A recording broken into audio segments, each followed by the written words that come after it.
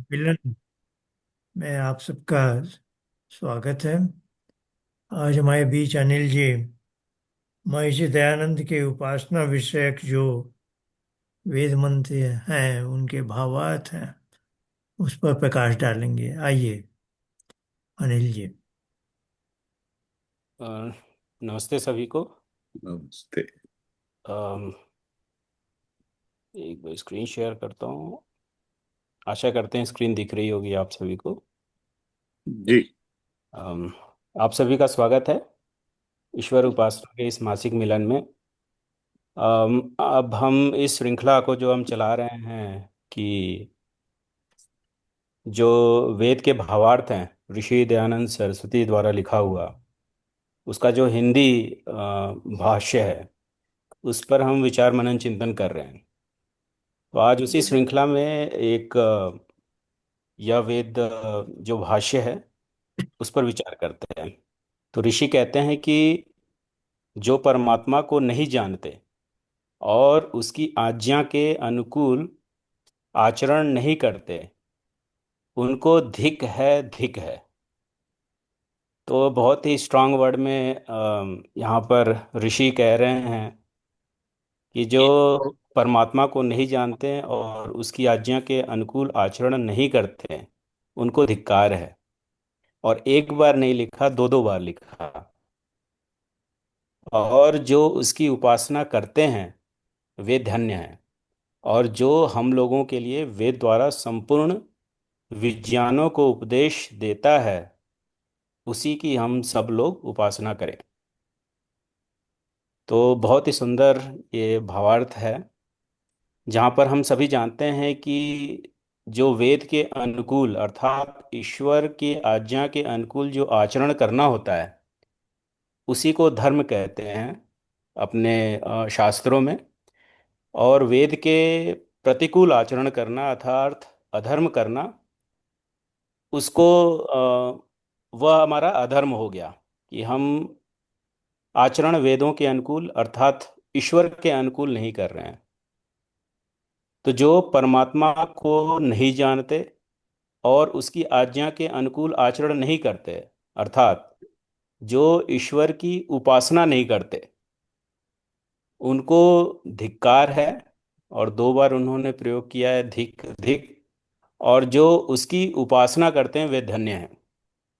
तो हम सभी जानते हैं कि ईश्वर ईश्वर की उपासना का लाभ होता क्या है, कि जब हम ईश्वर की उपासना करते हैं तो हम सभी जानते हैं कि हमारे व्यक्तित्व में परिवर्तन होता है।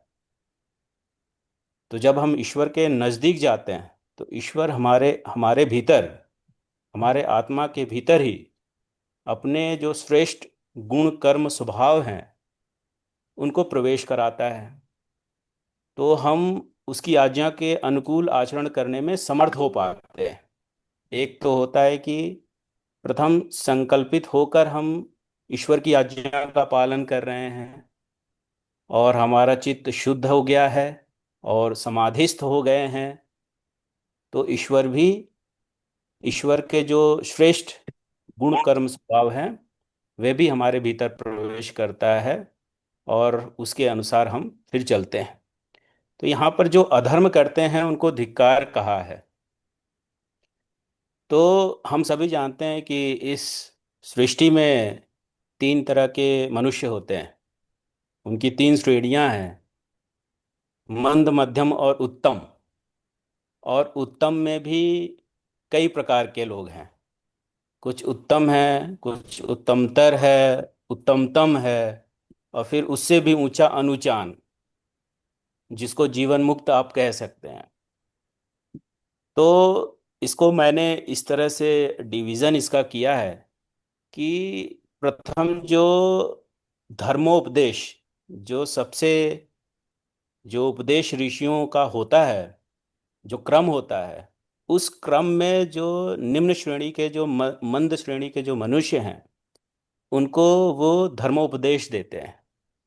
तो जो धर्मोपदेश प्राप्त करके भी धर्म का आचरण नहीं करते, तो उनको तो पहले धिक्कार है। क्योंकि मनुष्य धीरे धीरे अपनी उन्नति करता है ज्ञान कर्म भोग से। ज्ञान कर्म उपासना की ओर, जिसको हम प्रस्थान त्रय विद्या कहते हैं, तो वह उस डायरेक्शन में, उस पथ पर, उस मार्ग पर चलता है। तो सर्वप्रथम तो जो धर्मोपदेश प्राप्त करके धर्म का आचरण नहीं करते, तो उनको धिक्कार है। उनको ईश्वर की उपासना की ओर, अर्थात तत्वोपदेश में रुचि रखनी चाहिए, धर्मोपदेश में भी रुचि रखनी चाहिए। और जो तत्वोपदेश प्राप्त करके योगाभ्यास नहीं करते, मात्र श्रवण करते हैं, उनको भी एक दृष्टि में धिक्कार है कि उन्हें भी आगे बढ़ना चाहिए। दूसरा, जो योगाभ्यास करते हैं, जो अपर वैराग्य प्राप्त कर चुके हैं और चित्त वृत्ति निरोध करके ईश्वर के निकट हैं, किंतु वह भी संसार में फंसे हुए हैं, उनको भी मुझे ऐसा लगता है कि यदि वह ईश्वर के निकट नहीं जाते, अर्थात असंप्रज्ञात नहीं प्राप्त करते, तो उन्हें भी उस स्तर पर धिक्कार हम कह सकते हैं। क्योंकि अनुचान जो है, जीवन मुक्त जो है, वह तो यही विचार करेगा कि इसका यह जन्म मरण चक्र में अभी भी फंसा हुआ है, क्योंकि इसके क्लेश सभी नष्ट नहीं हुए हैं। तो संप्रज्ञात समाधि से आगे, पर वैराग्य से असंप्रज्ञात जो नहीं प्राप्त करते, क्योंकि उनकी योग्यता है। क्योंकि संप्रज्ञात समाधि में हमें बहुत कुछ ऐसी सिद्धियां प्राप्त हो जाती हैं जो मोक्ष मार्ग में बाधक हो सकते हैं। ऋषि का भी प्रमाण है कि योग में तो बाधक है, लेकिन संसार में जब हम रहते हैं तो उस समय इनको सिद्धियां कहा जाता है। तो हम उस यश में यदि फंस गए, तो भी हमें एक प्रकार का धिक्कार जीवन मुक्त अपने स्तर पर समझेगा। तो इसलिए जो ईश्वर की उपासना करते हैं, जो निरंतर उन्नति को प्राप्त हो रहे हैं, वे ही धन्य हैं। क्योंकि ईश्वर ने जो हम सब के लिए वेद द्वारा संपूर्ण विज्ञानों को उपदेश देता है। अब यहाँ पर जो विज्ञान शब्द है, क्योंकि वह ईश्वर ही है जो वेद के मंत्रों के अर्थों का जो ज्ञान है, जो विशेष ज्ञान है, विज्ञान है, वह चित्त पर प्रकट करता है जब हम सामर्थ्यवान होते हैं, जब संप्रज्ञात योग प्राप्त होती है।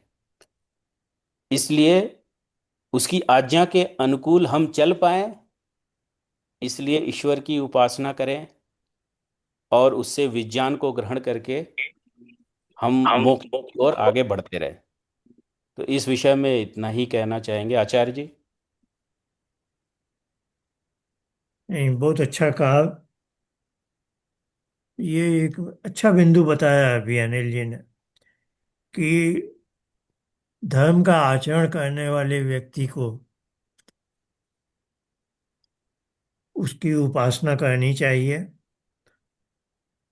और उसी व्यक्ति को इन्होंने कहा तत्वोपदेश से लाभ होता है।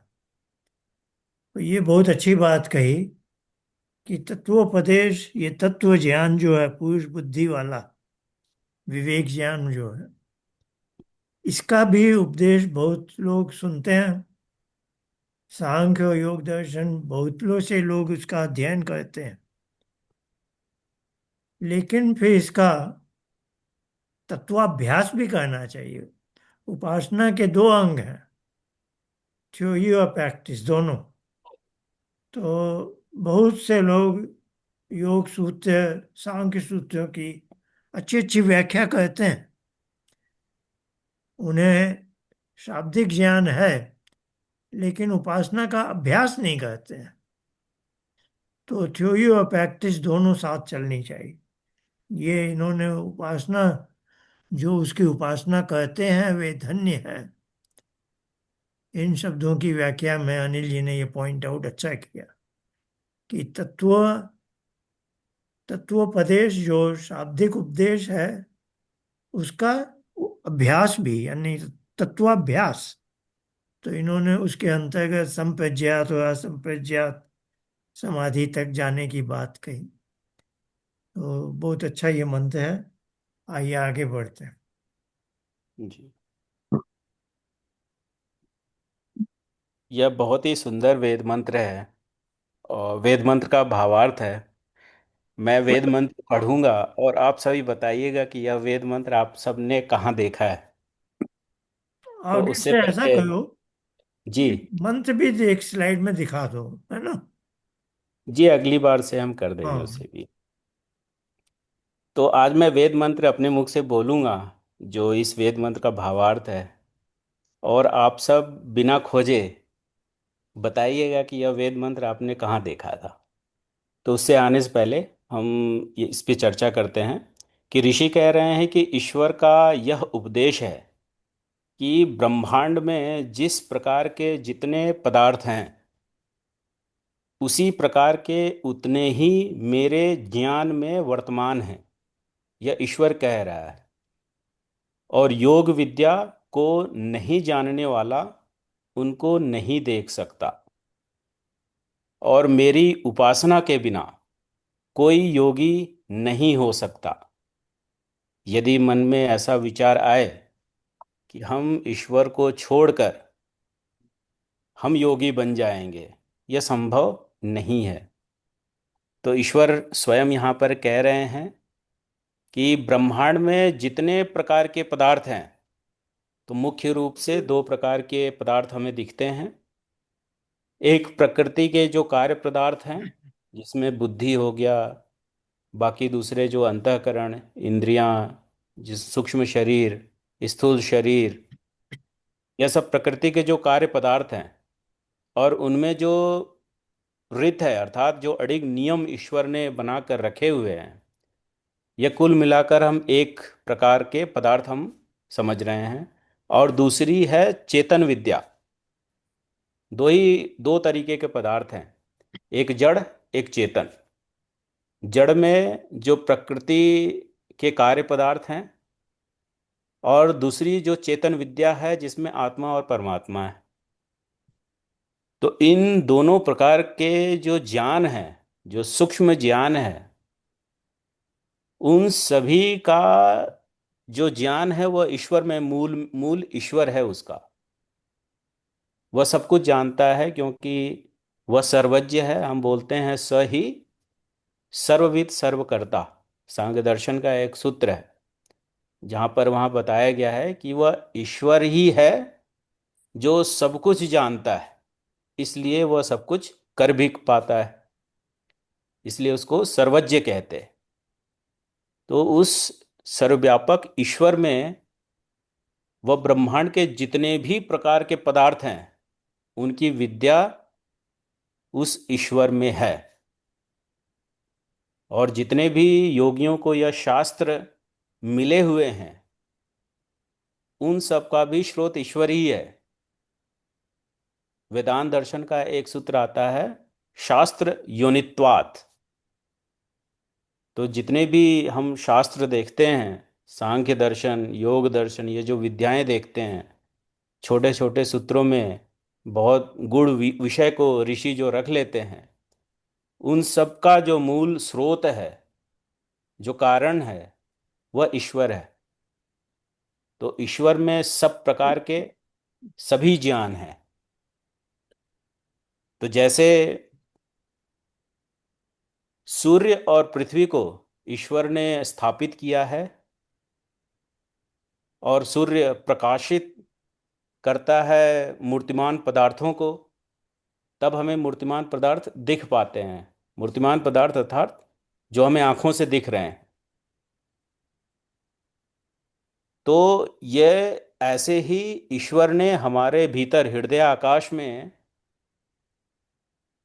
अंतरिक्ष में, जिसको हम बोलते हैं हृदय आकाश में, आत्मा और पुरुष और बुद्धि को स्थापित किया है। जैसे इस सूर्य सौर मंडल में सूर्य और पृथ्वी को स्थापित किया है, उस ईश्वर ने हमारे हृदय आकाश में बुद्धि और पुरुष को स्थापित कर दिया है कि बुद्धि ज्ञान का प्रकाश करेगी और जीवात्मा को उसका बोध होगा। तो उस ईश्वर ने ही इस प्रकार के जितने प्रकार की विद्याएं हमें संसार में दिखती हैं, उस ईश्वर ने ही सब कुछ स्थापित किया है।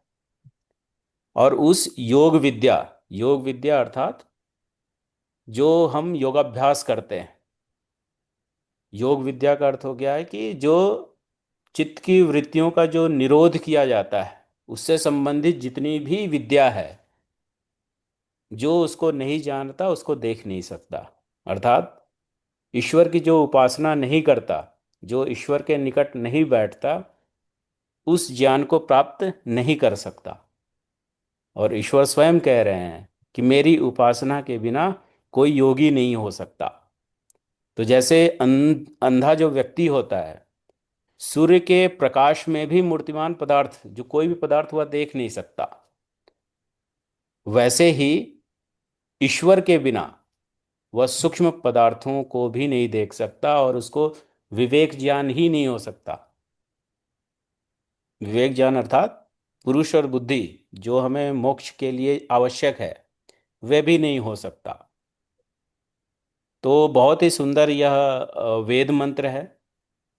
और ये जो वेद मंत्र है, मैं आपके सामने यह प्रस्तुत करूंगा।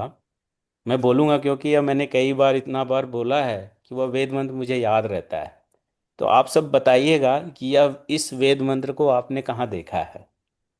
वह है, अंतः अस्ते ध्यावा पृथ्वी दधामि अंतर्दधामि उर्वंतरिक्षम सजुर्देवे भी अवरेह परश्चंतर्यामे मघवन मादयस्व।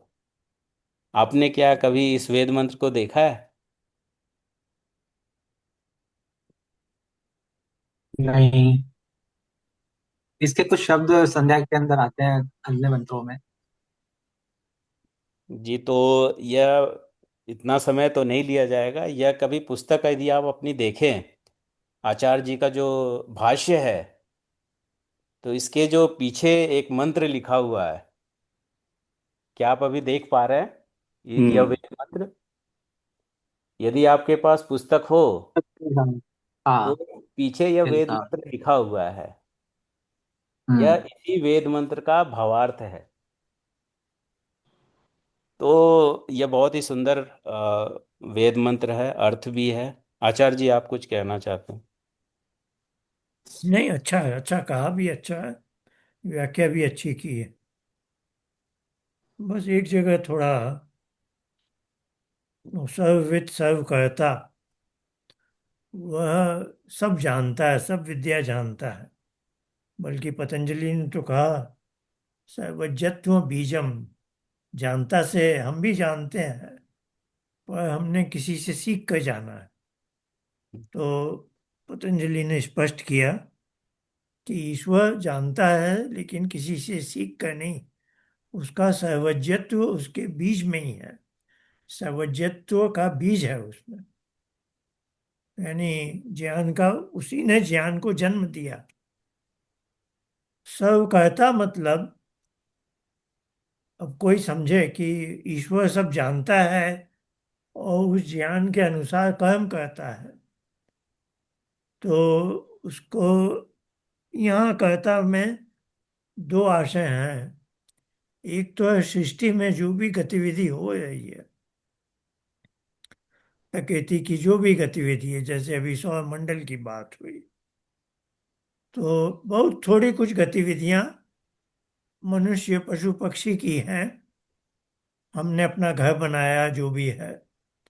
अन्यथा प्रकृति में, सारी सृष्टि में ईश्वर की ही सब रचना है, तो ईश्वर ही उन सबको करता है।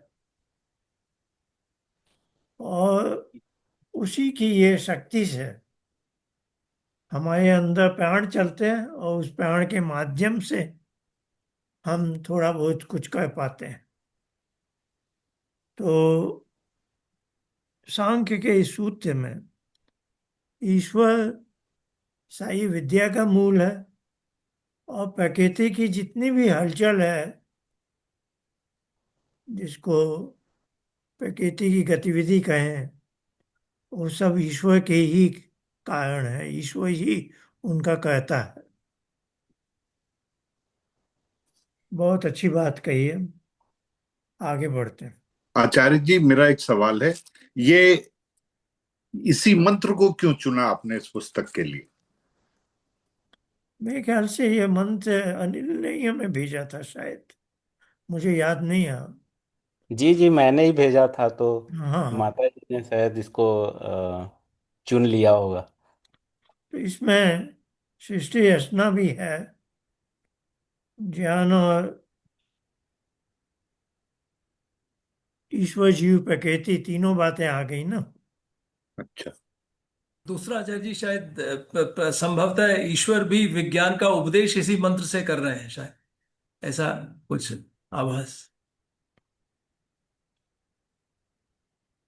ईश्वर भी विज्ञान का उपदेश देने के लिए ही शायद ये मंत्र हाँ, उसको भी उपयुक्त है। देख सकते हैं ऐसे भी। जी ज्ञान का मूल वही है, और उसी के सानिध्य में हमें, जैसे पिछले मंत्र में भी देखा था, जी जी। कि उसकी गोद में उपासना में जाने पर ही हमें, और इस मंत्र में थोड़ा स्पष्ट किया, जो अभी व्याख्या में हमने सुना है, कि बाह्य जगत के पदार्थ तो आंखों से दिख जाते हैं, और सूक्ष्म जगत के पदार्थ हमें संप्रज्ञात योग के माध्यम से उसकी कृपा से ही दिखते हैं। ऐसे हम देखें तो बाह्य जगत के पदार्थ भी उसकी कृपा से ही हम देख पाते हैं, क्योंकि हमारी चक्षु आदि इंद्रियां सब वैसे ही काम करती हैं। और बहुत सी बातें हैं। हम एक पुस्तक पढ़े हैं अभी, हम ये महर्षि दयानंद के कुछ वेद मंत्र का भावार्थ सुन रहे हैं, तो जिसको जितना समझ में आया वो भी ईश्वर की कृपा से ही हो गया। नहीं तो यही शब्द कोई और भी सुने, उसे शायद कुछ भी ना समझ में आए, और कोई हम्म। दूसरा वो सुने, उसे हमसे कुछ अधिक समझ में आ जाए। तो ये जो समझने की, जानने की सामर्थ्य है, ये भी उसकी कृपा से ही है। तो पर सूक्ष्म जगत के पदार्थ का जो ज्ञान है, वो तो बहुत स्पष्ट है कि वो उस समय ही हमें प्रज्ञा का आलोक होता है। तो वो तो एक विशेष व्यक्ति को एक विशेष ढंग से थोड़ा दिया जाता है। तो इसमें वो सभी बातें आ गई हैं। इस ढंग से ये अच्छा वेद, बहुत अच्छा वेद मंत्र है। जी, थैंक यू आचार्य। जी। नहीं। आगे चलें आचार्य जी। हाँ, आगे भी ऐसा ही कुछ उपासना संबंधित ही भावार्थ है, और बहुत छोटा सा है कि ऋषि कहते हैं कि मनुष्यों को उत्तम कर्मों के अनुष्ठान के लिए चित्त की शुद्धि व जन्म जन्म में उत्तम चित्त की प्राप्ति ही की इच्छा करें, जिससे मनुष्य जन्म को प्राप्त होकर ईश्वर की उपासना का साधन करके उत्तम उत्तम धर्मों का सेवन कर सके। तो वैसा ही मिलता जुलता कुछ ये भी भावार्थ है। तो बहुत ही सुंदर वेद मंत्र आता है जहाँ पर मन के लक्षण ईश्वर ने बताए हैं। तो ये जो मन है, जो सभी के लिए, सब अंतःकरण के लिए प्रयोग होता है, तो इस वेद मंत्र में मन से अर्थ चित्त लिया है। तो मनुष्यों को उत्तम कर्मों के अनुष्ठान के लिए, कि हम अच्छे अच्छे कर्म कर पाएं, उसके लिए हमारे चित्त की शुद्धि का होना बड़ा आवश्यक है। क्योंकि जब चित्त की शुद्धि होती है, तभी हम आगे बढ़ पाते हैं, हम समाधिस्थ हो सकते हैं, समाधि की योग्यता हम प्राप्त कर सकते हैं। तो यह जो चित्त की शुद्धि है, वह जन्म जन्म में चित्त की प्राप्ति की इच्छा करें, क्योंकि चित्त शुद्ध रहेगा तभी हम उत्तम कर्मों का अनुष्ठान कर पाएंगे।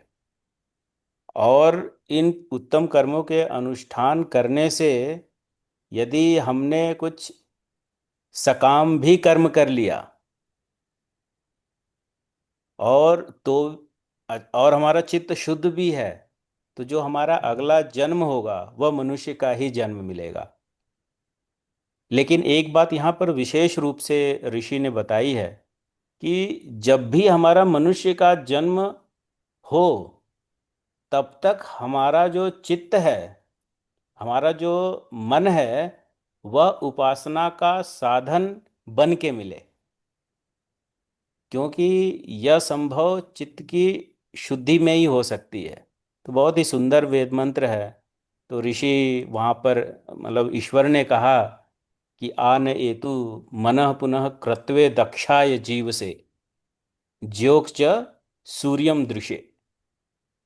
तो जैसे ईश्वर से हम प्रार्थना कर रहे हो कि जब भी हमारा जन्म हो, जब तक हमारा मोक्ष न हो जाए तब तक तो हमारा जन्म होता ही रहेगा।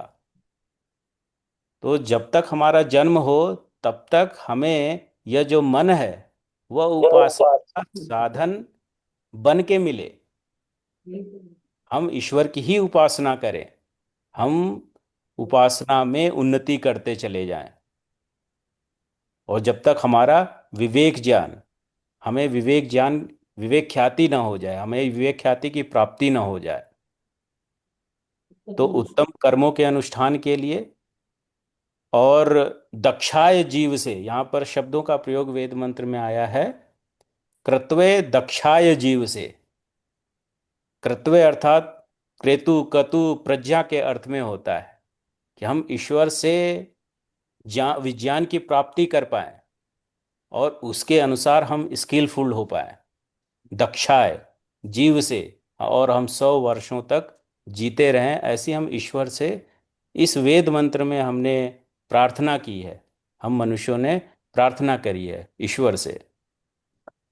और यह जो 100 वर्ष जीते रहें, जिनमें मन उपासना का साधन बन के मिलता रहे, तो ऋषि ने वहाँ पर, ईश्वर ने कहा है कि ज्योक्ष सूर्यम दृशे, यह जो सूर्य है उसको 100 वर्षों तक निरंतर देखते रहें। यहाँ सूर्य का 3 अर्थ शास्त्रों में लिया जाता है।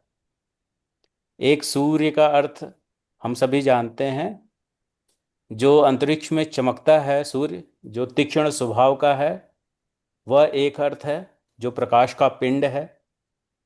दूसरा, सूर्य का अर्थ होता है ईश्वर।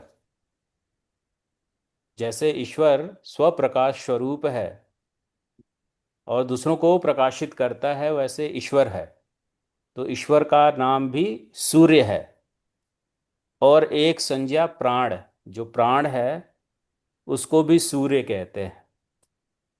तो हम उस ईश्वर को निरंतर 100 वर्षों से भी अधिक देखते हुए उत्तम कर्मों का अनुष्ठान करते रहें। और यह तभी संभव है जब हमारा चित्त शुद्ध है।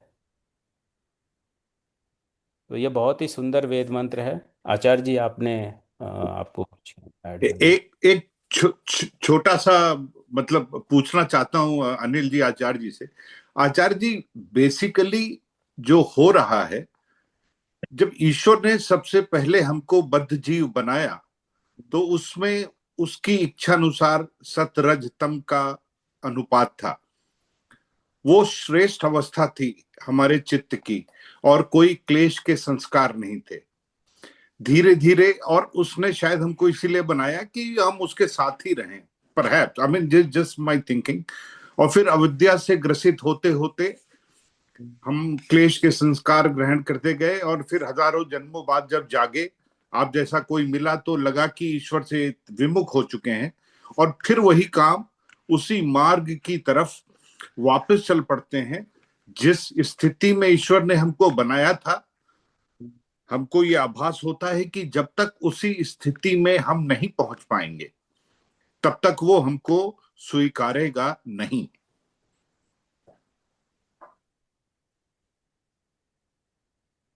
कोई त्रुटि है इस तरह सोचने में आचार्य जी? नहीं, ये बहुत शुरू में आपने क्या कहा, इस कि जब, जन्म से, इस मानव जन्म की बात से शुरू की है आपने कहानी। जी जी, तो तो ये जो चित्त की जन्म हमारा पहली अभी अवस्था। हुआ है, इस जन्म में हमें क्लेश के संस्कार हम लेके आए हैं बहुत पहले से, है ना। तो आपने शायद कहा कि जब जन्म के समय हमारे क्लेश के संस्कार नहीं थे या अल्प थे।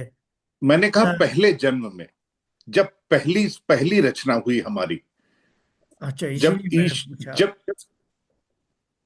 जब पहली रचना, यानी तब तो हो गया कि जब हम मुक्त अवस्था से बद्ध अवस्था में आए आए, तो उस समय, तब तो हाँ, तब अविवेक के कारण आए हैं।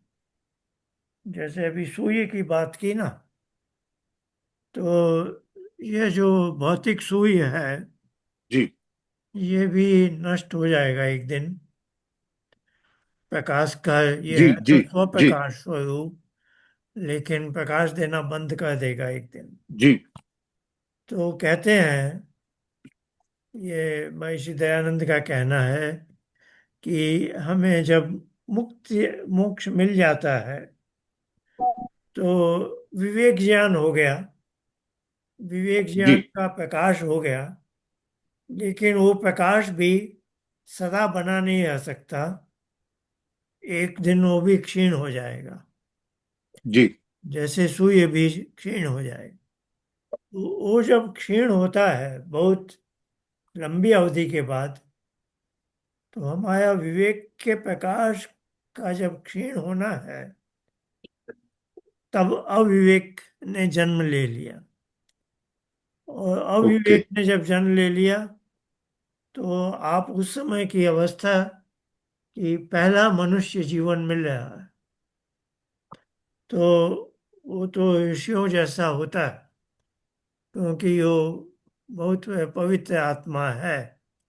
उसने अभी तक कुछ विद्या आदि क्लेश इकट्ठे नहीं किए हैं, लेकिन अविवेक है। तो अविवेक के कारण वो जगत में आया। तो हाँ, आपकी बात सही है कि उसका चित्त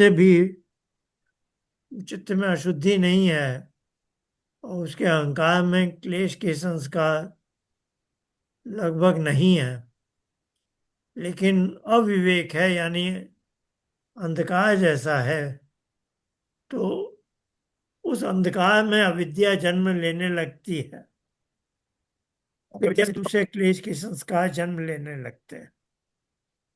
तो सांख्य में एक सूत्र है, बहुत अच्छा है वो, मेरे ख्याल से तीसरे अध्याय में है, कि यदि आप उपासना, विशेषकर जिसको ध्यान कहते हैं, तो तीसरे अध्याय का 30वां सूत्र है, आगो अपहति ध्यानम। यानी ध्यान कैसे राग उपलक्षण है क्लेश के संस्कारों का। तो तीसरे अध्याय का 30वां सूत्र कहता है, बल्कि बड़ा विचित्र सूत्र है ये, रागो अपहति ध्यानम। यानी राग का हनन होता है, अतः यह ध्यान है। हम्म यानी ये नहीं कहा, नहीं तो हम सामान्यतः सोचते हैं कि हम ध्यान में गए और राग का हनन हुआ। पर सांख्य की भाषा कुछ विचित्र है कि राग का हनन हो रहा है, इसका मतलब है कि आप ध्यान में हैं, अन्यथा आप ध्यान में नहीं है। जी जी, क्लेश के बहुत संस्कार ही दग्ध हो रहे हैं। मजबूती परिभाषा दी है ध्यान की, कि राग का हनन हो रहा है, तब आप ध्यान में हैं।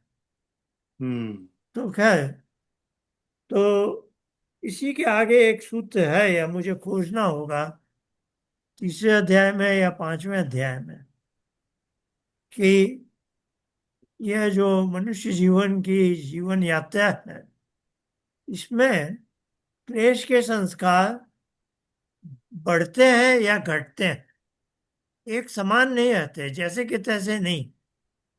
जी हम्म। इसकी संगति मैंने अपनी व्याख्या में योग दर्शन के दूसरे अध्याय का जो 18वां सूत्र है प्रकृति के बारे में कि प्रकाश क्रिया स्थितिशीलम, तो भोगापवर्गार्थम। तो पतंजलि ने भी सृष्टि का प्रयोजन भोग और अपवर्ग बोला, कोई तीसरी संभावना नहीं बोली। हम्म। और यदि आप भोग कर रहे हैं तो क्लेश के संस्कार को जन्म दे रहे हैं, और भोग में नहीं है तो आप अपवर्ग की दिशा में हैं, यानी आप क्लेश के संस्कारों का हनन कर रहे हैं। तो ये एक हम्म। ऐसा पर्वतारोहण है कि या तो आप ऊपर जाएंगे या नीचे फिसलेंगे, आप एक जगह खड़े नहीं रह सकते। नहीं रह सकते। बहुत अच्छा आचार्य जी। तो ये वाह। बड़ी विचित्र सी चीज इन्होंने बताई। तो आपने जो कहा पहले जन्म की हम कल्पना करना कठिन है, पर एक हम तो साधारण मनुष्य हैं, तो साधारण मनुष्य के साथ यही है कि क्लेश के संस्कार या तो बढ़ रहे हैं या घट रहे हैं, है ना।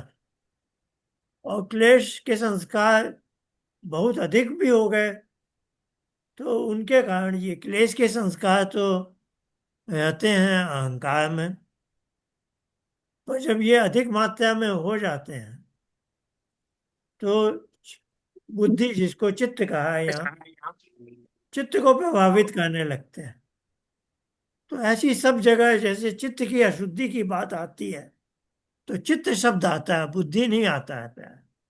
जी। क्योंकि बुद्धि की क्वालिटी की बात हो रही है, जो उसकी इनहेरेंट क्वालिटी, और इनहेरेंट स्टेट में बुद्धि चित्त बन जाती है। तो जब भी चित्त की अशुद्धि या शुद्धि का विषय प्रसंग आएगा तो बुद्धि शब्द नहीं दिखाई देता, हमें चित्त शब्द ही दिखाई देता है।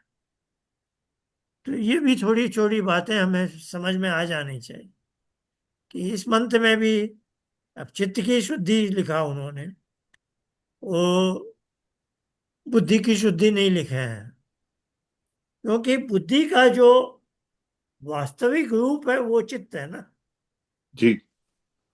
तो ये छोटी छोटी बातें दयानंद की देखनी पड़ती कि उन्होंने बुद्धि की शुद्धि क्यों नहीं लिखा, चित्त की शुद्धि ली। मन की शुद्धि भी तो नहीं लिखा। समझना पड़ता है, बहुत हम्म। बारीकी से देखना पड़ता। मैं आपके प्रश्न पर, प्रश्न तो आपका एक तरह का ऑब्जर्वेशन है, अच्छा है, जी। उस पर आया हूँ। तो मैंने कहा कि क्लेश बढ़ रहा है, तो बढ़ता जाएगा क्लेश, तो क्लेश से ही, अहंकार के से ही चित्त पर वृत्तियां आती हैं। तो हमने पहली बार इस भाष्य में समझाने की कोशिश की है कि क्योंकि ध्यान में हम जब बैठ रहे हैं तो चित्त वृत्ति निरोध करना चाहते हैं, लेकिन चित्त पर वृत्तियां आती हैं। अब वो वृत्तियां अहंकार से आती हैं, इसलिए हमने बड़ा बलपूर्वक लिखा कि अहंकार में सब संस्कार रहते हैं, है ना। जी। और जो बुद्धि चित्त के बगल में है, तो वहां से चित्त, और दयानंद ने एक बड़ी जबरदस्त बात लिख दी नवे समुल्लास में, चित्त स्मरण कहलाता है। जी। तो ये चित्त का बाय डिफॉल्ट एक काम है कि अहंकार से कुछ लाना, ये डिफॉल्ट में लाता रहता है। यहां तक कि जब हम ध्यान में बैठे, हम चित्तवृत्ति निरोध करना चाह रहे हैं, पर चित्त अपनी जो उसकी आदत है, जो उसका डिफॉल्ट का प्रोसेस है, स्मरण कराना, जी। अपनी स्मृति से कुछ लाया है। स्मृति अभी नहीं कहूंगा क्योंकि स्मृति खाली ज्ञान की होती है, जी। जी। पर अहंकार में तो सभी तरह के संस्कार हैं, भोग तीनों के के। भी हैं, सब तरह के। तो खैर जब हम ध्यान में बैठ रहे हैं तो चित्त पर वृत्तियां आ रही हैं अहंकार से। तो इसको तो सांख्य में बड़ा सुंदर कह दिया, छठे अध्याय में बड़ा स्पष्ट, और दूसरे अध्याय में भी बहुत, जिस बात को लोग समझ ही नहीं पाए कि ये लाइव वृत्तियां हैं और प्लेबैक है। जी। लाइव है जब इंद्रियों से हम कुछ ला रहे हैं, पर हम ध्यान में बैठ गए हैं तो सामान्यतः प्रत्याहार तक तो लोग पहुंच ही जाते हैं। तो चलो भाई, इंद्रियों का व्यापार बंद हो गया। और फिर प्लेबैक वृत्तियां आ रही हैं अहंकार जी से। अब यही, ये जो वृत्तियां हैं, वहाँ क्लेश के भी संस्कार हैं, और जो अक्लेश वाले भी हैं, जो क्लेश नहीं कहलाते। उनका कोई अलग नाम नहीं दिया, पर बोलचाल में या शास्त्रों में यही है। क्लेश वाले हमें भोग की तरफ ले जा रहे हैं, तो दूसरे जो हैं वो अपवर्ग की ओर ले जा रहे हैं, मोक्ष की ओर ले जा रहे हैं, है ना। हम्म और चित्तवृत्ति निरोध के लिए हम जब बैठे हैं, तो हमें दोनों ही तरह की वृत्तियों का निरोध करना है। ये बात हमें समझनी होगी। हम जी देश के संस्कारों को तो ऐसे ही उनका हनन करना चाहते हैं ध्यान से, है ना। लेकिन ध्यान में जाने के लिए हमें क्लेश और मोक्ष दोनों के संस्कारों की वृत्तियों का, अब समझिए आप ध्यान में बैठे हैं। अब वहां पर सांख्य 3:33 में है कि ब्लैंक कैसे करना है, जो धारणा की विधि बताई है। जी आपने धारणा की विधि से ध्यान में थोड़ा पहुंचे आप, लेकिन फिर कुछ वृत्ति आ गई, और समझिए यही वृत्ति आ गई कि सूत्र का धारणा परक अर्थ क्या है, करेक्ट। सांख्य 3:33 का। अब ये सूत्र बहुत अच्छा है धारणा का, पर ये ध्यान में यही धारणा का सूत्र का अर्थ आपको परेशान करेगा, तो ये चित्तवृत्ति लाएगा, ये तो बाधक हो गया। बिल्कुल। तो ये तो क्लेश वाली वृत्ति नहीं है। ये वृत्ति सांख्य 3:33 का सही अर्थ तो मोक्ष की दिशा वाला है। लेकिन जब आप ध्यान में बैठ रहे हैं और यही अर्थ आपके पास बार बार आने लगे, तो ये भी ठीक नहीं हुआ ना।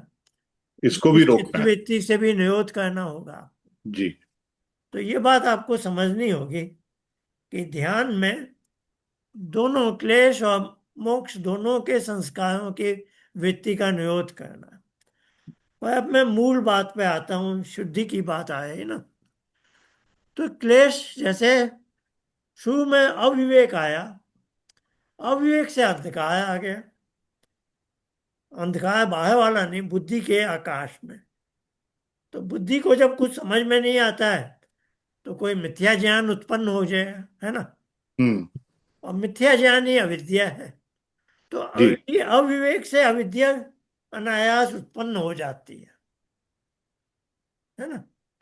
अब वो जी अविद्या से दूसरे क्लेश आए हैं उत्पन्न, राग द्वेष वाले, ये सब।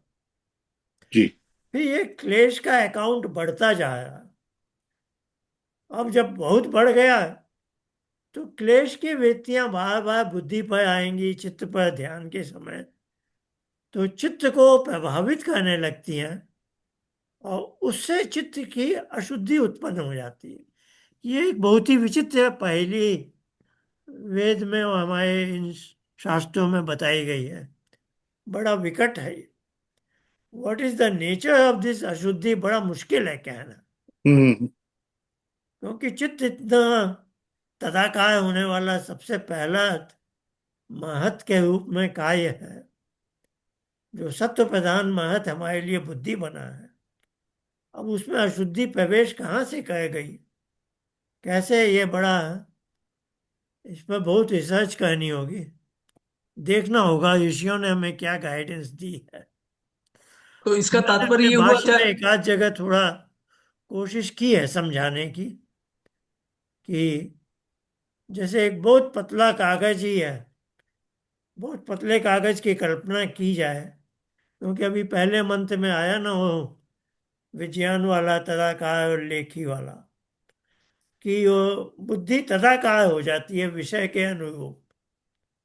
तो इतना पतला कागज है, जैसे वो ही हमने मेज देखी, कुर्सी देखी, दीवार, चित्र देखा, तो हमारा वो जो बुद्धि वाला पतला कागज है, वो वैसे वैसे रूप ले रहा है। कल्पना हम्म करना बहुत कठिन है। अब ये तो खाली चक्षु इंद्रिय की बात हुई। अब बाकी इंद्रियां हैं, अब स्पर्श वाली है, स्वाद वाली है। अब वो बुद्धि कैसा पदार्थ है कि वो स्वाद वहां का हमें बोध हो जाता है, स्पर्श का बोध हो जाता है, गंध का बोध हो जाता है। हम तो ऑडियो वीडियो ही का संप्रेषण ही टीवी वगैरह पर देखे हैं। अब ये गंध और स्पर्श और ये स्वाद, ये सब कैसे परिलक्षित होता होगा, बड़ा मुश्किल है कहना, ये समझना भी। और ये आचार्य जी, सबसे अजूबी बात ये लगती है कि चित्त की वृत्ति को रोक ही सकते हैं, वो बनना नहीं रोक सकते, वो लगातार बन रही है। और चित्त का जो की ड्यूटी है, उसको हम, मतलब उसकी ड्यूटी को हम नहीं रोक सकते। हमको वो जो ला रहा है बस उसको इग्नोर कर सकते हैं ध्यान में। बिल्कुल हो। चित्त की ये जो स्मरण कराने की जो डिफॉल्ट, आपने उसके लिए ड्यूटी शब्द कहा है शायद, वो, उसके बिना तो हमारा एक क्षण काम नहीं चलता। हाँ, और वो करता ही रहेगा। क्योंकि हम आंखें भी घुमाते हैं तो एक क्षण में बोलते हैं कि ये है। अब इस चीज, ये चीज पर्दा है, ये पत्ता है, ये कैसे हमने जाना? ये तो चित्त ने ही स्मृति से लाके बताया ना हमें। तो बताइए, ये सारा कंप्यूटर किस गति से काम कर रहा है? बहुत अजीब है। ये मेरी तो दिमाग में एकदम मचकाया जाता है, समझ में नहीं आता ये सब कैसे है। एक तो एक खैर, अब एक ये जो उपनिषद। चित्त इतना इतना सटल सब है, पतला कागज जो भी कहें, अब उसमें अशुद्धि चिपक तो सकती नहीं, जैसे दर्पण पर धूल जम जाती हो। अब ये अशुद्धि है क्या चीज भला? तो ये चित्त का बेसिक कैरेक्टर बदल रहा है, हम्म। जो चित्त के अंदर ही जाके कुछ कर रहा है। तो ये बहुत ही गंभीर विषय है, पर हमें शास्त्रों की, वेद की ये बात तो माननी होगी। क्योंकि योग दर्शन में भी जहाँ अष्टांग योग आया, तो साफ साफ उन्होंने अशुद्धि, अष्टांग योग का स्पेक्ट्रम बताया। अशुद्धि क्षय से लेकर विवेक ख्याति तक। जी। तो ये प्रश्न आप भी कई बार बार बार पूछते थे। मुझे हंसी आ जाती है आपके ही सामने, कि पहले अशुद्धि का क्षय होगा या क्लेश का आनंद होगा। मैं अभी भी सोचता हूँ आचार्य जी, हाँ, पर ध्यान से ये पहले। पतंजलि का ये सूत्र अशुद्धि क्षय को एक एक्सट्रीम में रखा है। अ, तो इससे मेरे उत्तर को बल मिलता है कि पहले वहीं से पहली सीढ़ी वहीं आएगी। और ये भी आज अनिल जी जितने मंत्र बता रहे हैं, पहले अधर्म से तो हटो भाई, मेरी लीनियर चित्त थिंकिंग की है तो अशुद्धि एक से। एक स्टेप सोचता हूँ आगे। तो मुझे लगता जब तक ये नहीं कर लूंगा मेरा अगला तो उसमें कभी कभी निराश होता था कि अरे यार बहुत समय लगेगा। बट सब चल रहा है एक साथ। नहीं, पर ये सब ध्यान का ईश्वर की कृपा है, तेजी से होता आचार्य जी, रहता है, सब चीजें अपने आप होती जी। जाती। जी। और आपकी रुचियां बदलते जाएंगी, है ना? जी। आपको पता भी नहीं चलेगा। जी। और सब, यानी आपके टेस्ट बदल जाएंगे, बिल्कुल। सब चीजें बदल जाती हैं। पर होता ऐसे ही है कि चित्त की अशुद्धि पहले जाएगी, फिर धीरे हम्म। धीरे क्लेश जाएंगे, और फिर दूसरे संस्कार बिल्डअप होंगे। और फिर जो पतंजलि के सूत्रों में आया है ना कि धर्म में एक समाधि वगैरह का, तो एकदम अंत में है कि वो संस्कार भी चले जाएंगे। वो चित्त परिणाम, निरोध परिणाम, तीसरे अध्याय में ऐसे कुछ आता है। तो चलिए इस मंत्र को देखें। चित्त की शुद्धि, दयानंद की एक एक बात बड़ी वैसी होती है। तो उत्तम कर्म के लिए, अनुष्ठान के लिए चित्त की शुद्धि, तो चित्त की अशुद्धि से अधर्म की ओर झुकाव हो जाता है। तो उन्होंने ये कोरिलेशन साफ साफ रख दिया। फिर जन्म जन्म के बाद, जन्म जन्मांतर से क्रमशः हमें बेहतर चित्त मिलेगा। और फिर मनुष्य जन्म को सार्थक करने का हो गया कि मनुष्य जन्म ही है जिसमें हम उपासना कर सकते हैं। और फिर उपासना भी एक साधन बता दिया कि उससे उत्तम उत्तम धर्मों का, तो अनिल जी ने भी पहले मंत्र में एक बात बोली जो मुझे थोड़ी अटपटी लगी। उत्तम के बाद लगा दिया उत्तम तर। हम्म। मैंने कहा ये आज तो अजीब सी बात सुनने को मिल रही है। पर मैंने भी संदेह का लाभ देना चाहिए। उत्तम शब्द तो तमक प्रत्यय वाला है ना, सुपरलेटिव है। उससे पहले क्या हो सकता है? तो उत्तम श्रेणी तो उत्तम है, पर दादा जी कभी यहाँ कभी अच्छा ही इसमें, था, गलत नहीं बोला हूं। हाँ, कि उस श्रेणी में भी एक बड़ा स्पेक्ट्रम है। अंत में है जीवन मुक्त वाला, तो उसी वाक्य में जीवन मुक्त शब्द भी था, इसलिए मैंने रोका नहीं, बिल्कुल सही बोला। पर आचार्य जी हाँ, यहाँ उत्तम स्वामी शब्द जी के की, आगे उत्तमता है, उत्तमतम नहीं बोल सकते। पर हाँ, वो एक आशय था। तो आचार्य जी एक और चीज यहाँ भी, मुझे हाँ स्वामी जी बहन जी की, कुछ बोल रही हैं। हाँ जी भाई आचार्य जी, एक और चीज स्वामी जी की वो मुझे यहाँ इतनी लगी कि उनके सिंपल सिंपल सेंटेंसेस में भी उन्होंने जैसे है कि शब्दों की परिभाषाएं परिभाषाएं कर दी हैं। यहाँ उत्तम उत्तम धर्मों का सेवन कहने से हाँ धर्म शब्द का एक अलग हाँ, से अर्थ दे अब दिया, क्या मतलब बोल वो रहे जो हैं, धर्म जिसको हम वही जो समझते हैं। अभी अनिल जी ने पहले मंत्र में कहा ना, वो एक हाँ वाइड स्पेक्ट्रम है। हाँ, वो उत्तम श्रेणी के लोग उपासना से एक सीढ़ी पर जा रहे हैं, तो जैसे जैसे ऊपर जा रहे हैं, वो उत्तम उत्तम धर्मों का सेवन हो रहा है उनका। हाँ, तो धर्म नए को अभी यहाँ, संप्रज्ञा समाधि से नई नई चीजें मिल रही हैं, और हम्म, उनको नए नए धर्म का ज्ञान हो रहा है, और तो उनके इसमें अपने कर्म अपने और धर्म से या लाभान्वित हो रहे हैं। क्योंकि नॉर्मली कोई कह सकता है कि धर्म, धर्म को जो अगर हम रिलीजन की तरह से लेते हैं, हिंदू धर्म ये धर्म, हाँ, तो वो सब ये तो ये चलना नहीं। परिभाषा बिल्कुल गलत मतलब हो जाती, अलग समझी जाती है। पर यहाँ धर्म का जो असली सांस्कृतिक सांस्कृतिक और यहाँ रियल अर्थ है वो सामने नजर आ रहा है, उत्तम उत्तम धर्मों का सेवन कर सके। अब ये इसकी आप संधि संगति लगाइए सांख्य हम्म के दूसरे अध्याय में। हम्म अध्यवसायो बुद्धि हम्म, है ना। एक्सलेंट। तत्कार्यम धर्मादि। एक एक शब्द उनका पढ़ के अब समझ। तत्कार्यम तत्कार्यम धर्म धर्मादि। बुद्धि यानी, अब यही बात आज भी कविंद जी ने शुरू की, कि बाय डिफॉल्ट बुद्धि शुद्ध है, कि उसका झुकाव धर्मादि पर है। पर ऋषियों ने तो सब बातें बतानी थी, कि कुछ लोग अधर्म भी करते हैं। तो वो क्या अगला सूत्र आ गया, महत कायम, क्या है अगला सूत्र? मुझे याद नहीं आया अभी। वहां बुद्धि शब्द नहीं आया, वहां महत आया। हम्म। विपरीत एक प्रश्न पूछ सकती हूँ मैं? आप लोग ये। बोल रहे हैं उत्तम उत्तम धर्मों का ना, तो धर्म तो एक ही है ना, जो उससे ज्यादा उत्तम उत्तम धर्म है, इसको आप कैसे एक्सप्लेन करेंगे? वही तो मैं कह रही हूँ ना, वही है ना, मेरा कहने का कि मतलब बिल्कुल एक यही है। मनुष्य धर्मात्मा हो गया है, पर उपासना का मार्ग अपनाएगा, तो उसके अंदर अब नई नई चीजें आएंगी, वो हाँ, उत्तम सूक्ष्म। उत्तम धर्म का वो कर सके। वो ओके। सूत्र याद ध्यान देख पाए हो क्या भाई? क्या मैं। सूक्ष्म लेवल पर बात हो रही है ना, सटल लेवल पे हम लोग we can go inside and we find so much treasure inside, right? हाँ आचार्य जी, महद उपराग विपरीतम। हाँ, महत उपयागात विपरीत। तो देखिए, विपरीतम। उपयागात भी बड़ा जबरदस्त शब्द आया, उप आया ना। तो देखिए, अब अहंकार में जो राग है, वो अब बुद्धि को प्रभावित किया, उपयागात। यागात नहीं बोला, उपयागात। उप यानी समीप में है ना।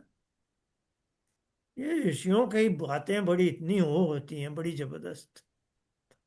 तो विपरीतम यानी धर्म के विपरीत। अब धर्म के विपरीत को उन्होंने बुद्धि कहा ही नहीं, उसे वापस महत बना दिया।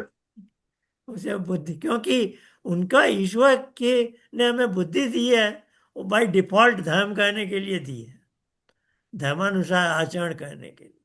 अब आपने गड़बड़ करके बुद्धि में अशुद्धि उत्पन्न कर दी है, ये आपकी आपका काम है। तो यानी दयानंद का हो या ऋषियों का, एक एक शब्द बड़ा देखते हैं ना, तो बड़ा अच्छा है। चलिए, समापन की ओर, समय तो मैंने ज्यादा ले लिया, बहुत ज्यादा बोल दिया। ये एक छोटी सी बात थी। एक मंत्र और ले लेते हैं, फिर समापन करते हैं। आचार्य जी, तीन ही वेद मंत्र लिया था मैंने। चलो, ये भी अच्छा किया। तो अब वो पता था। मेरे नाम से लगेगा कि मैंने ज्यादा समझ ली। मैंने सवाल करके देखिए घंटा कर दिया अनिल। नहीं, अच्छा आया हमें। आचार्य जी, एक पर्सनल वो है, मैंने आज अपनी पत्नी को भी बताया, मतलब मुझे समझ में नहीं आता, कोई इमोशन से रिलेटेड कोई चीज नहीं है और ना कोई फिजिकल रिएक्शन है। ध्यान के बाद उठता हूं, जब आंख खुलती मेरी अपने आप खुलती है, उसका एक समय था, तो एक एक आंसू दोनों आंखों से जरूर टपकता है, जिसका मुझे एहसास वो गीलेपन से होता है, ऐसा नहीं कि मैं भाव विह्वल हो गया हूं। तो बोली तुम आनंद में थे, हमने कहा ऐसा नहीं कि वो वाकई फिजिकल गोद में था मैं, मगर वो रोज एक एक जो है आंख खुलते आचार्य जी वो गिरेगा जरूर, और वो कैसे पैदा होता है मुझे मालूम नहीं। ये मैंने अपने सांख्य भाष्य में लिख तो दिया, लिखा है, और मुझे स्वामी भी जी कोई आचार्य जी प्रमाण ने नहीं लिखा है। मालूम। अच्छा। आचार्य जी ने लिखा है इस बात हाँ, को, मैंने लिख तो दिया है। कि आंखें गीली होती हैं, ये एक साइन बताया है इन्होंने कि आप मैंने कहा परमात्मा। है कि ये क्लेश की सफाई हाँ जी। होती है, तो जैसे नाली में से पानी बहता है ना, ओहो, तो सफाई हो रही है अब तो जैसे घर की आचार्य सफाई होती है, तो नाली से पानी बहता है। और एक कोई एक बूंद, एक एक मैंने बूंद तो तक ऐसे ही लिख दिया थोड़ा कुछ, पर मुझे कोई प्रमाण नहीं मिला है। मेरे पास, ये एक मतलब ये आपने लिखा है, बिल्कुल क्लेश मैंने के पढ़ा है। संस्कार आपके कम तो हो सही पता है नहीं। तो। कुलविंदर जी, बात बन रही है। अब बात बन रही है। नहीं आचार्य अब जी, मेरे मेरे आचार्य को जी। एक शंका है। एक ये पूछना था कि मान लीजिए उपासना के अभ्यास से हम अपने क्लेश क्षीण करते हैं और बहुत सारी सिग्निफिकेंस जैसे हम लोग स्टडी करते हैं, लेकिन आज एक मेरे मन में एक विचार आ रहा है कि भाई उपासना न करने वाले के क्लेश के भंडार फिर इसका मतलब बढ़ते जाएंगे, वो बिल्कुल उस भंडार में तो ऑटोमेटिकली वृद्धि होती जाएगी, तो वापस नीचे आने वाली बात हो गई। बिल्कुल, यही यही तो चेतावनी दी है ना ईश्वर ने, कि तो क्लेश इसका के मतलब हो गया संस्कार या उपासना तो तो घटने या प्रत्येक बढ़ने मनुष्य के हैं। लिए। उसके बगैर मुक्ति नहीं है, वरना वो तो मनुष्य मानव योनि ही छिन जाएगी एक स्थिति में, नहीं, वो मान इतने लीजिए क्लेश। मुक्ति मुक्ति तो मुक्ति की चलो बहुत तरफ न दूर भी की वो चीज है। जाए तो वो उल्टा इस चलेगा जन्म में नीचे। हम थोड़े क्लेश के संस्कार भी कम कर लें तो अच्छा है ना।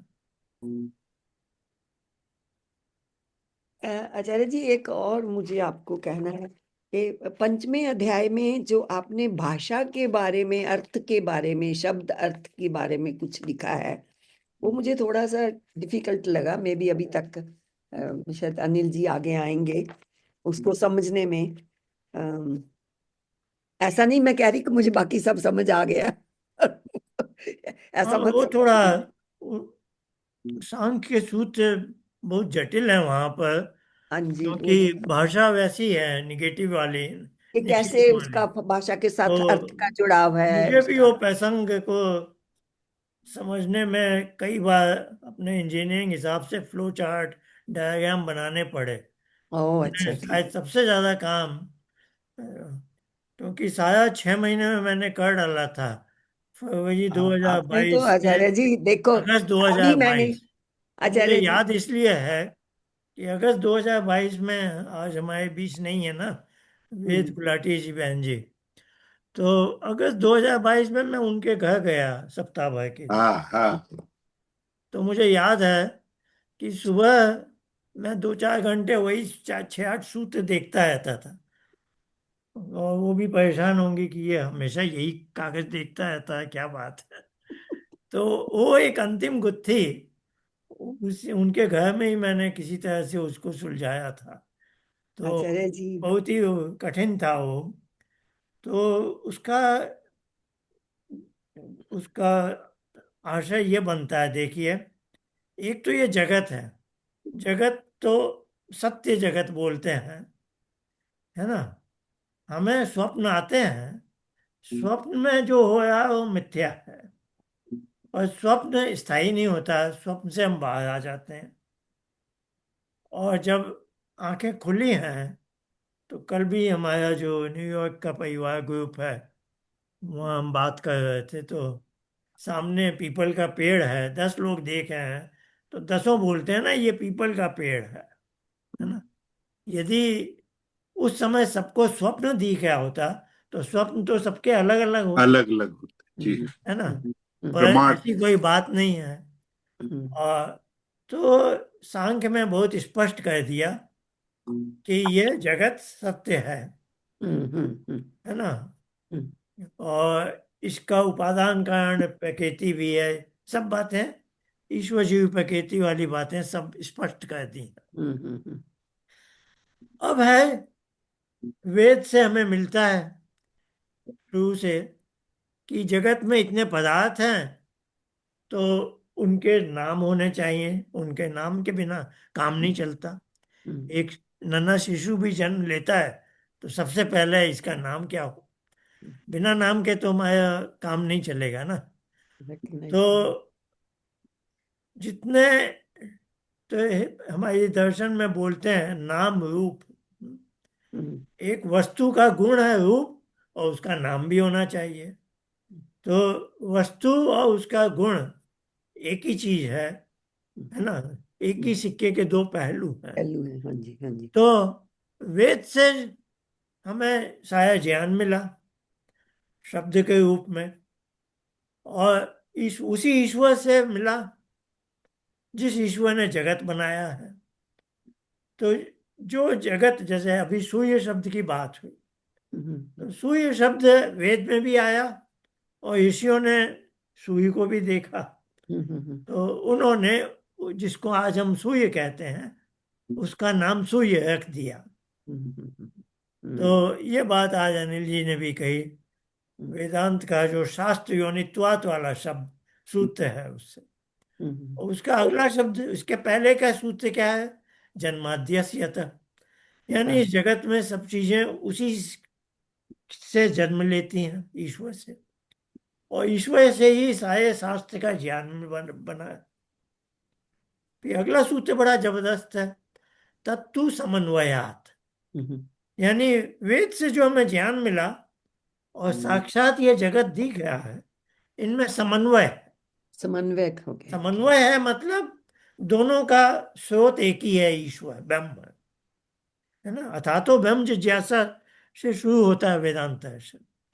उसी ब्रह्म से जगत बना, उसी ब्रह्म से वेद के शब्द मिले, इनमें आपस में समन्वय है। समन्वय, अच्छा, ठीक है। अब समस्या नहीं, यानी प्रसंग ये है कि हमें वेद से सब शब्द मिल गए। अब शब्दों में, शब्द जो भाषा है, भाषा में यह शक्ति है कि हम नए नए शब्द गढ़ सकें, है ना। तो वहां एक उदाहरण आ गया, नृसिंह, ये संस्कृत शब्द है, हिंदी में बोलेंगे नरसिंह। नर यानी मनुष्य, सिंह यानी जो बैल के सींग होते हैं, गाय के सींग होते हैं। सिंह शब्द अपनी जगह सही है, मनुष्य नर शब्द अपनी जगह सही है, पर हमने एक शब्द बना लिया नरसिंह, मनुष्य के सींग, शब्द तो बन गया, पर ऐसी कोई वस्तु संसार में है नहीं, है ना। तो अब ये प्रश्न उठता है, अब ये वो प्रकरण जो अभी बहन जी ने बताया ना, वाच्यवाचक, वाच्यवाचक है, और वो शब्द, वाच्यवाचक भावा संबंध शब्दार्थयो, शब्दार्थयो। हाँ आगे तीन श्रेणियां आएंगी ना, हाँ सत जी, असत अनेवचनी की। हाँ जी। तो वाचक है शब्द, और शब्द जिस बात को बताया है वो वस्तु है, वाच्य, हाँ जी, है ना। हाँ जी, हिंदी में, भाषा में हमारे शब्द है, शब्द का अर्थ है, हाँ जी। लेकिन वेद के प्रसंग में शब्द को हम बोलेंगे वाचक पद है, और एक वाच्य पदार्थ है। पदार्थ यानी पद का जो अर्थ बताता हो, वस्तु। हाँ हाँ, ठीक है, ठीक है, ठीक है। तो वाचक शब्द हो गया, और वाच्य है वो वस्तु जो जिसका बोध होता है वाचक पद से। अब किसी ने कहा घट, संस्कृत शब्द है मिट्टी का घड़ा। हाँ, हाँ जी। शब्द का अर्थ सबको मालूम है, हम सबको, और कुम्हार बनाता है मिट्टी का, हमारे घर में अभी नहीं है तो पहले हुआ करते थे, हम्म, है ना। जिसमें हम जल रख सकते हैं, अनाज रख सकते हैं। तो घट शब्द मैंने सुना, इसका अर्थ मुझे मालूम है, मैंने बड़ों से सुना, पुस्तक पढ़ा, जो भी है। और उसके मूल में क्या आएगा, वेद से मिला हमें, है ना। हम्म, तो वेद से प्रभावित होकर अन्य भाषाएं भी बन गई हैं, जो भी है, ये लोक भाषाएं बन गई। तो शब्द है, शब्द का एक अर्थ है। अब एक अर्थ, अब ये अर्थ को, अब वहां पर क्या आएगा, अर्थ का हम दर्शन होता है, वो प्रसंग में आप आगे देखेंगे ना। तो सूत्रों में क्या आएगा कि शब्द है तो शब्द का अर्थ है वस्तु, वस्तु का हमें दर्शन हो जाता है। दर्शन कहाँ होता है, जो हम जानते हैं, सांख्य चित्त में हमने देखा है, बुद्धि पर होता है दर्शन। अब उसमें एक आएगा कि दर्शन, अब जो आज तदाकार वाली बात में आया, उधर योगी वाला प्रसंग आता है।